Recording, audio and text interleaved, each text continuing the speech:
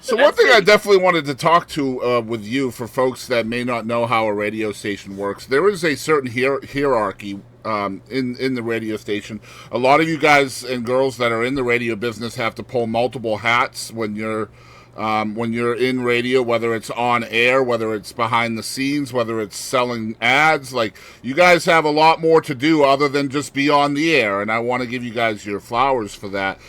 Tell us how the kind of the hierarchy of a radio station works, the different titles and the different roles that you guys have to pull Well, as an employee.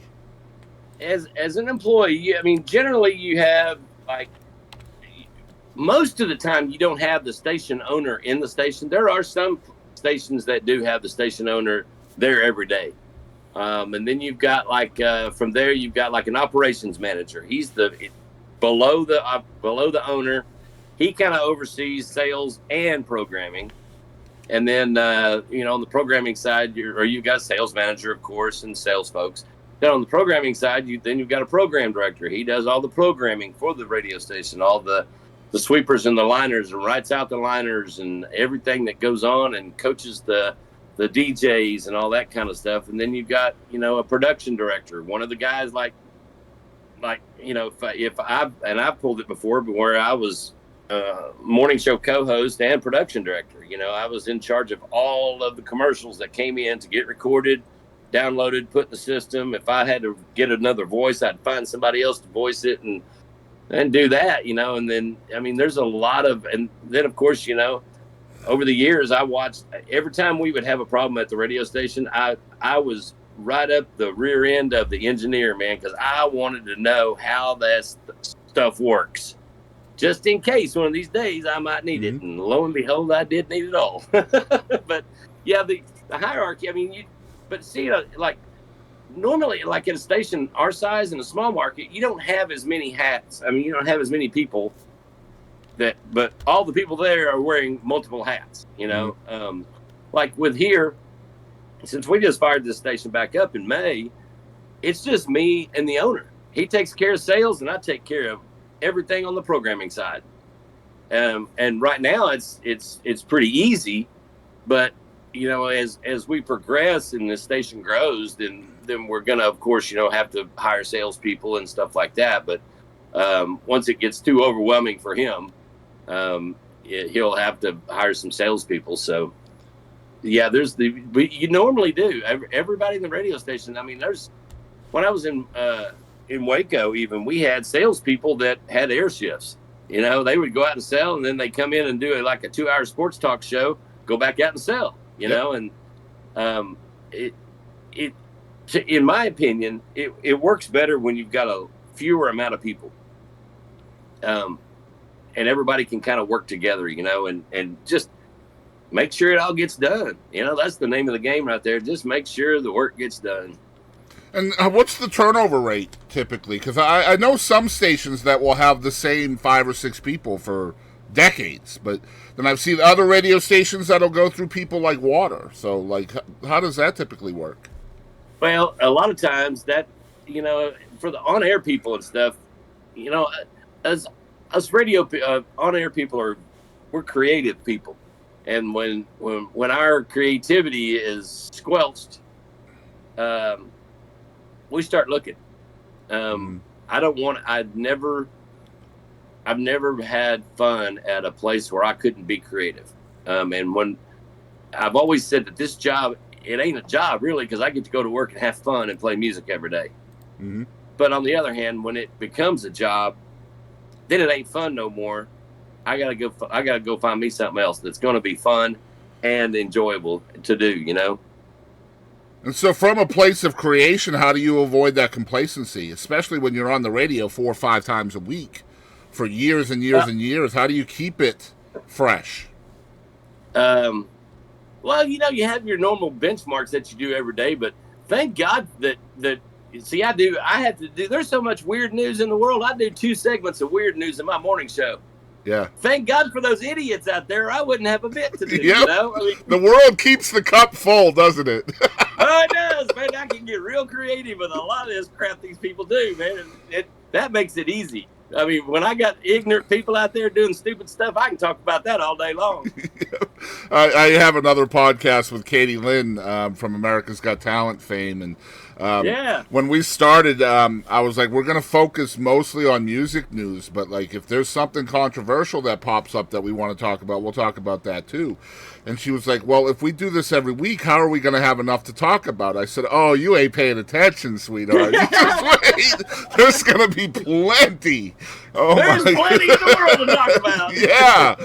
So this world gives you ammo. It gives you ammo every day. Yeah, and it's funny because like a lot of times the news will hit us with things on Friday or Saturday. We record on Mondays, so like our outline will be completely empty all week long until the weekend, and then the weekend hits and our entire topic outline will get filled within hours.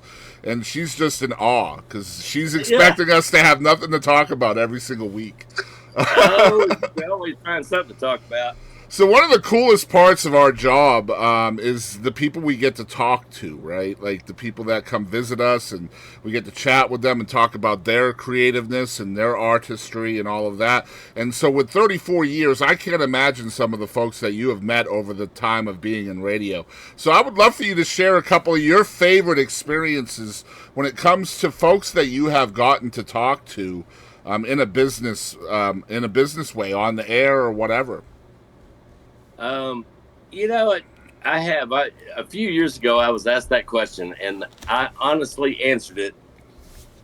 I've met everybody in the music business at one point or another. I've done a show with just damn near everybody in the business, except some of these new guys, you know, the Kane Browns and all them. I wouldn't even care to do that, but you might be able to help find his way off his property if you know what I mean. You might be able to help him. And I ain't going hunting for him either. He can stay out there as far as I'm concerned.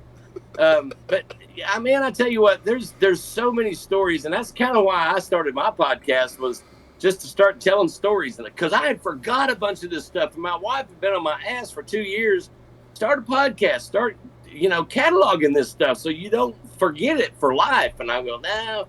But it was the weirdest thing, because once I just hit that record button, man, memory started flooding back to me, man. It was just amazing. One of the coolest things that I got to do that I think was cool, we did a promotion in Oklahoma City when I was there. I was real new to the business. And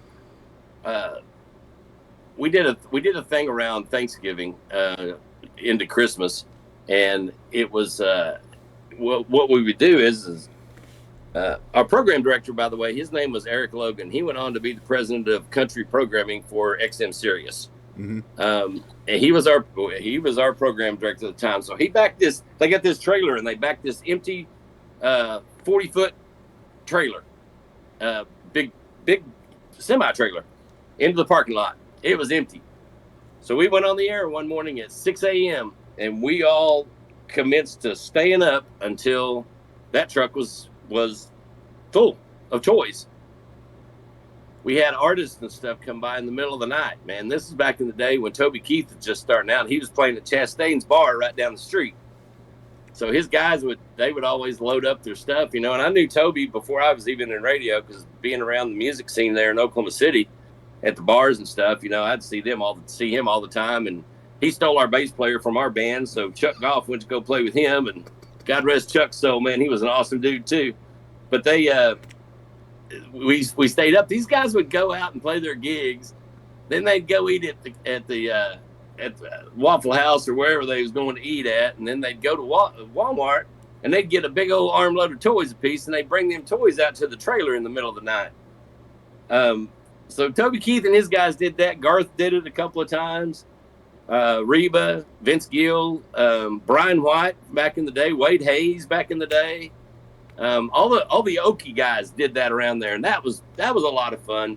And that getting those guys on the air in the middle of the night is funny, because a lot of the listeners are going, "Wow, those guys really do stay up all night, don't they?" Yep, sure do. Yep.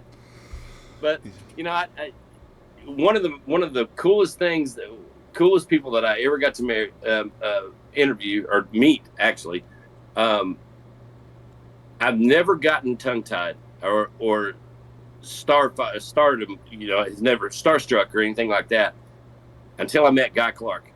Wow. I was at Larry Joe Taylor's music festival, and I was standing there with Tommy Alverson and Larry Joe, and Bruce Robinson walked up, and we got to talking with him, and I think Kelly Willis was standing there, and my wife at the time. We were all just standing there shooting the breeze. His truck pulls up, and Tommy goes, "I think that's Guy." I look down there, and I'm like, "Oh man, that is Guy Clark. That's songwriting god over there, man." Mm-hmm. So Guy come walking up all nonchalant to everybody, Tommy. I think Tommy Alverson is the one that introduced me to him, and he said, "Hey, this is Jim Nash. He's from Wichita Falls." And I shook his hand.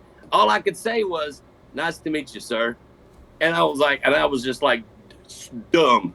And after he walked off, my wife walked off with me. She goes, "Nice to meet you, sir," is all you could spit out to Guy Clark. And I go, "I know. That's the first time that's ever happened, man." So I have a much worse story.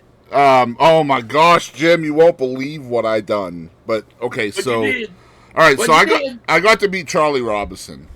Oh yeah. So he was doing a show in Lindale when Love and War was still here. It's something else now, but it was Love and War in Lindale at the time, and so he was doing a show there, and I was up there hanging out with Fat Matt Gansel, if you remember him from KYKX in Longview. I don't know if you remember Matt, but no, I don't. But anyway, we were hanging out there, and I was going to get to do... This was like the grand opening of Love and War in Lindale, so I'm doing like a little promo video for them, and, just with my phone and stuff. And I got to meet Rick Lambert that day, Miranda's dad, and a bunch of other folks. And so long day. I was out there for like 14 hours, and Charlie was the headliner that night, and we got to talk with Charlie on his bus after the show, and Charlie had been drinking as well as myself and everybody else. We'd all been drinking, and it was a long day, and I mispronounced Charlie Robinson's name directly to his face.